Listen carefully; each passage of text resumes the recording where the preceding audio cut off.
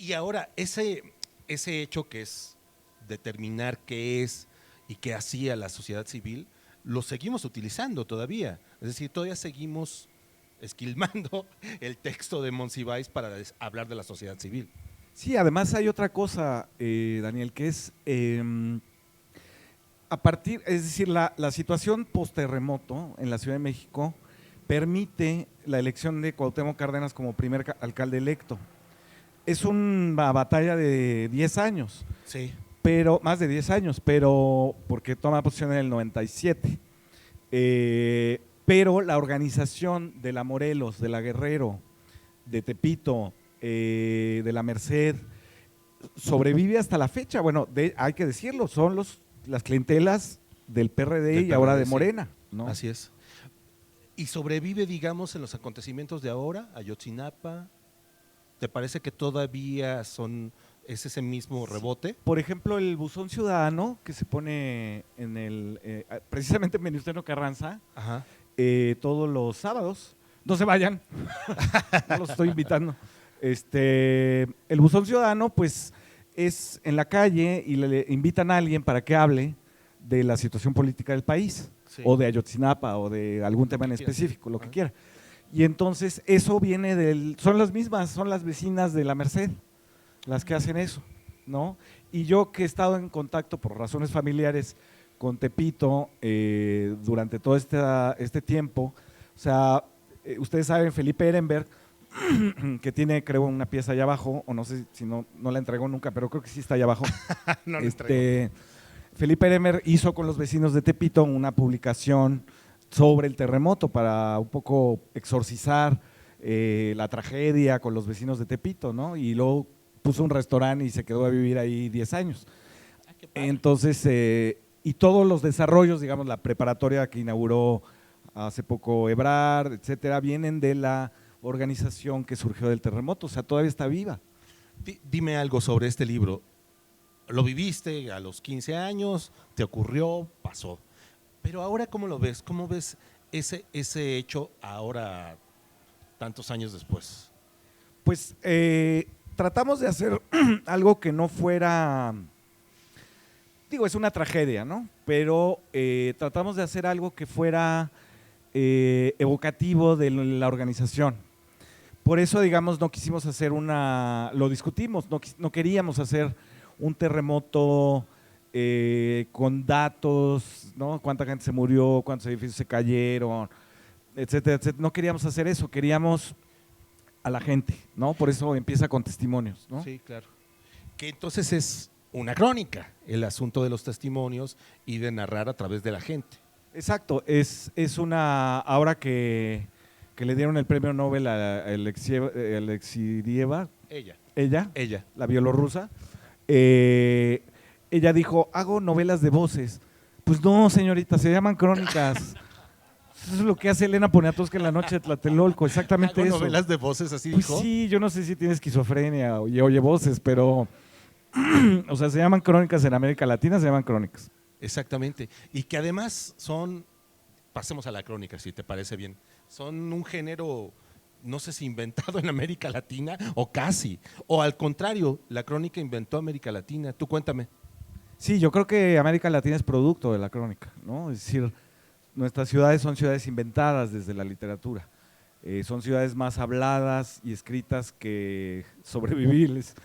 Y entonces, cuando Bernal Díaz del Castillo llega a la Nueva Tenochtitlán, se inventa una ciudad que él ve y no puede, no tiene comparación con ninguna cosa que él haya visto. Entonces dice que el mercado de Tlatelolco es tan grande como el de Sevilla. Pues quién sabe de qué tamaño era el de Sevilla, y que luego los canales del lago de Texcoco son como una Venecia. Claro. A pesar de que además Bernal Díaz del Castillo, hasta donde sabemos, no había viajado mucho. Nunca, claro. ¿no? Sí. Creo que salió de una cárcel con piojos y llegó a Tenochtitlán, a Veracruz y luego a Tenochtitlán.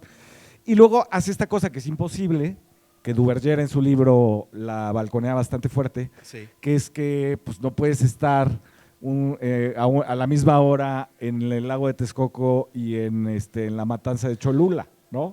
Entonces él medio se inventa, con testimonio seguramente de los otros soldados, Claro. y hace la crónica de la verdadera conquista de la Nueva España. Imagínate, le pone verdadera. Bueno, así Es- siempre son los cronistas, ¿eh? Exacto, es como Cienfuegos, ¿no? Como dicen, 100 huevos. Y entonces ahí se funda, digamos. Y tú puedes ver, por ejemplo, todas las crónicas que a mí me fascinan del descubrimiento del Amazonas Ujú. o del Orinoco. Sí. Se imaginan unas cosas los europeos Increíbles. increíbles. Sí, sí, ¿no? sí. En realidad el realismo mágico lo inventaron ellos ahí. Sí, claro, por ejemplo, estos reportes de estos seres que tenían un solo pie, Un en solo la- pie. por Sí, eso se llama la Patagonia, claro. o que tenían la cabeza incrustada aquí, Con un solo ojo. con un solo ojo, habían conocido seguramente a Cuauhtémoc Blanco, y entonces todo eso, y unicornios, y sirenas, Claro. y no, o sea, porque la verdad es que la mirada de los europeos hacia América Latina era como, yo digo que bondadosa, digo, habían cometido una masacre terrible, pero, Sí, sí.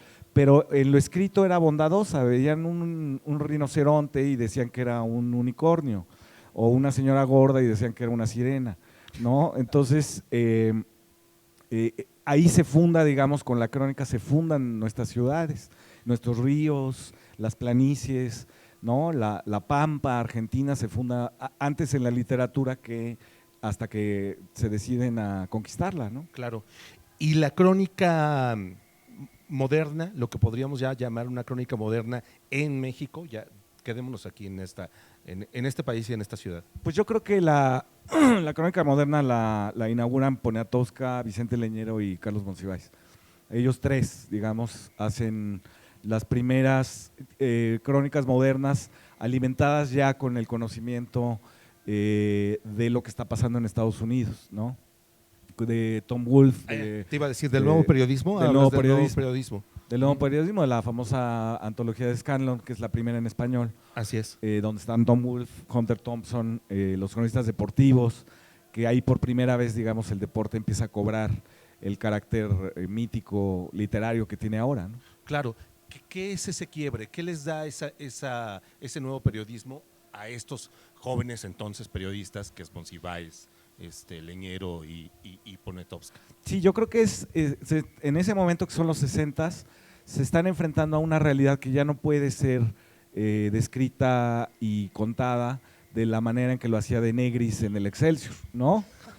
Por poner un caso extremo, ¿no? Extremo, sí. Si no saben quién es de Negris se sentaba en el Sanborns, que estaba en la esquina de la información, es decir, Excelsior, el Universal, ahora Milenio también, y extorsionaba, que no es un término nuevo, el periodista extorsionaba a los políticos y entonces la nota sobre la vida personal valía tanto, la nota sobre un desfalco valía otro tanto, algo que podía provocar su despido otro tanto, Claro. la cárcel otro tanto. Y entonces así se hacía el Excelsior antes de Julio Scherer.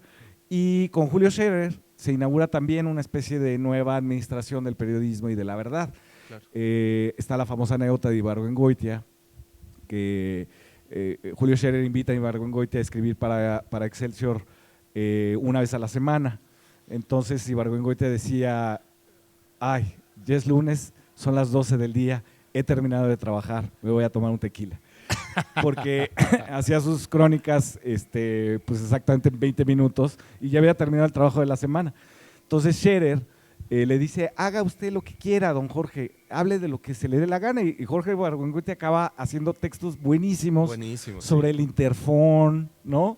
Que el famoso texto sobre el interfón es que todo el mundo toca su puerta desde muy temprano en la mañana y él tiene que bajar, abrir y nunca es nada para él, siempre o se equivocaron o están vendiendo algo que no le interesa, las monjitas del rompope en Coyoacán que todavía están, Sí. no sé qué, entonces ponen un interfón y entonces suena el interfón y el güey todo emocionado va y lo contesta y entonces dice, ¿quién? Y dice, yo. O sea, no sirve para nada. En la Ciudad de México el interfón no sirve para nada. Entonces, bueno, empieza en eso y cuando viene están unos días del golpe a Excelsior, del golpe que comete Echeverría contra Julio Scherer, Leñero, Octavio Paz, Ibargüengoitia, todos esos estaban ahí. Todos estaban ahí. Pero déjame meterte un poco en problemas y preguntarte si Novo hizo crónica contemporánea, o crees que Novo ya no entra dentro de este nuevo registro de la ciudad. Digo porque hizo un gran registro de la ciudad, Novo.